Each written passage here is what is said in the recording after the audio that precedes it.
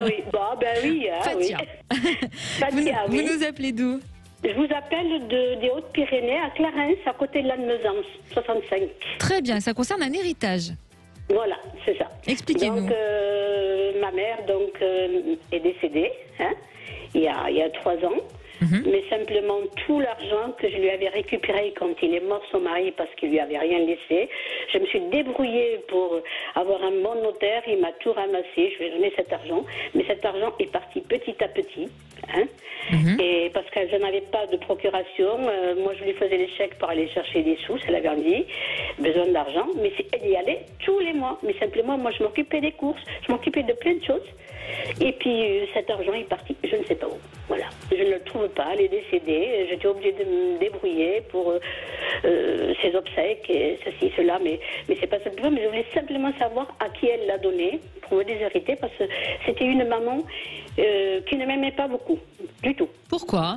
Ben, je ne sais rien. Depuis toujours? Depuis toujours, depuis que j'étais petite. D'accord, mais vous Voilà. en aviez parlé avec elle, je suppose. J'ai parlé avec elle, elle m'a dit c'est pas vrai, tu te fais des idées. Non, les idées, je m'en suis pas fait des idées parce que je le sens. Alors, je sais, une maman qui aime sa fille, comme moi j'aime la mienne, c'est pas pareil. Voilà. C'est comme ça. C'est comme ça. J'ai souffert beaucoup. Et je me suis mariée à 18 ans pour la laisser vivre sa vie. Parce qu'une fois, elle s'est mise en colère. Elle m'a dit, écoute, partout où je vais, tu me coupes le pain de la bouche. Alors donc, je me suis mariée sans amour, sans rien. Non, je ne suis pas malheureuse. J'ai des enfants, je suis heureuse. J'ai ma maison et tout. Mais je voudrais savoir pourquoi. Pourquoi est-ce qu'elle m'a désertée comme ça, quoi. D'accord, vous avez des frères et sœurs? Non, j'en ai pas toute seule, je suis. D'accord. Donc là, l'argent a disparu du compte. Ah ben oui, du compte, il est resté juste, parce que je l'avais mis sous tutelle après, j'ai oublié de vous dire ça. D'accord. Oui, parce que je voyais que ça partait à tort et à travers. Et l'argent, ce qu'elle a récupéré, qu'elle a mis de côté pour le donner à je ne sais pas qui, celui-là, je ne l'ai jamais vu. Mais après, la tutrice s'occupait des comptes, elle avait droit qu'à 60 € par mois. Oui, parce que ça, c'est réglé. Hein. Normalement, les tuteurs, voilà, il y a une somme maximum. Ah oui, ça, moi, je faisais les courses et je vais lui chercher les 60 € et c'est fini.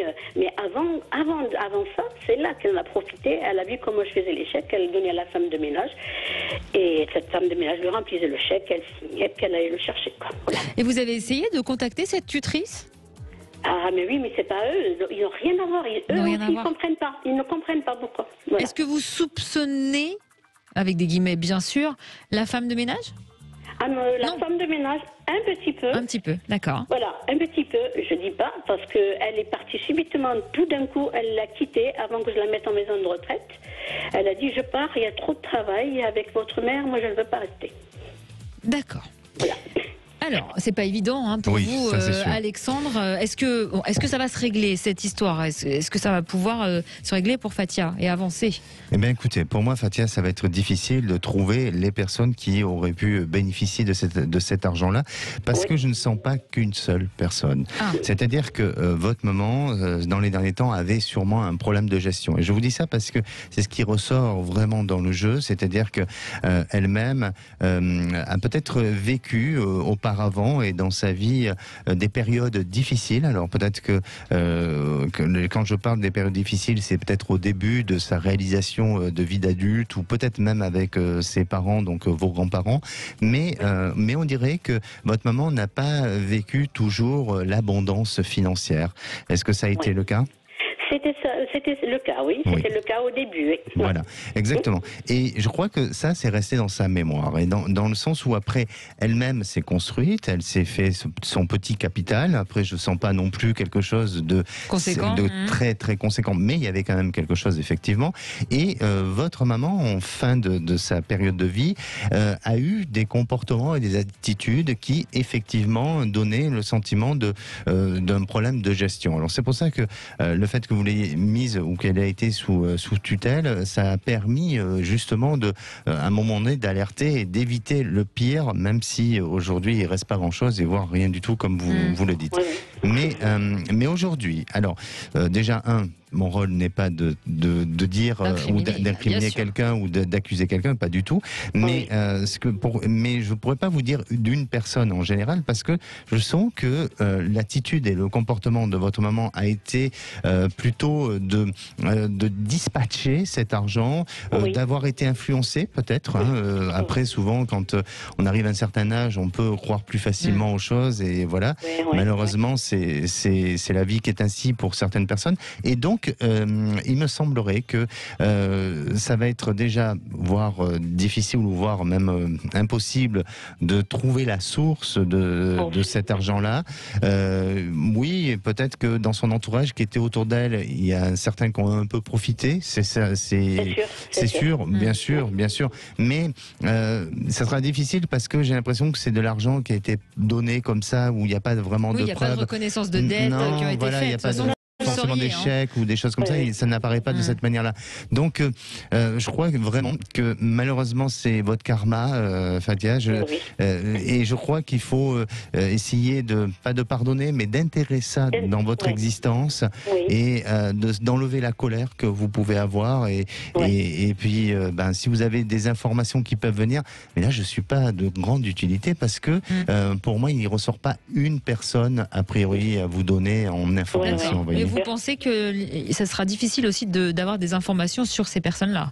Et ça sera bien sûr. Vous pensez que ça va être difficile? Ça ne viendra pas à elle. C'est ça bien que sûr, bien sûr, parce que j'imagine que vous, Fatia, et la tutelle a dû essayer de faire des recherches sur le passé, avec le notaire, avec le notaire ou la banque ou autre. Et il n'y a rien qui apparaît de vraiment.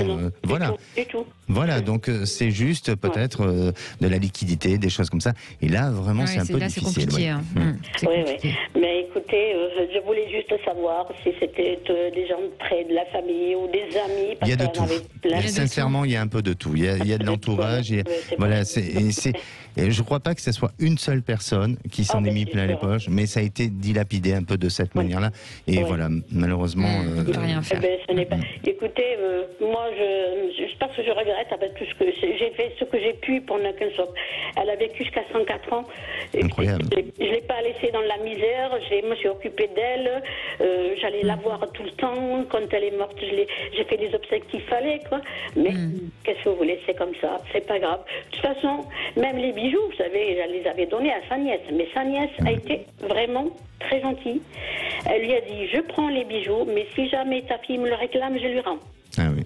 D'accord. Et bien ça, je l'ai fait. Parce que quand je me suis rendu compte que j'ai vidé la maison, tout ça, là, et j'ai pas trouvé ce petit coffre. Alors j'ai appelé sa nièce.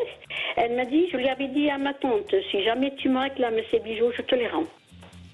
Oui, ça m'a un petit peu aidé à payer un petit peu avec ça, vous savez. Voilà. On espère en tout cas que ça va vous aider à aller de l'avant, tout ça, malgré tout. Merci Fatia d'avoir été avec nous. Bonne journée à vous. Merci à vous. Merci. À bientôt. Au revoir.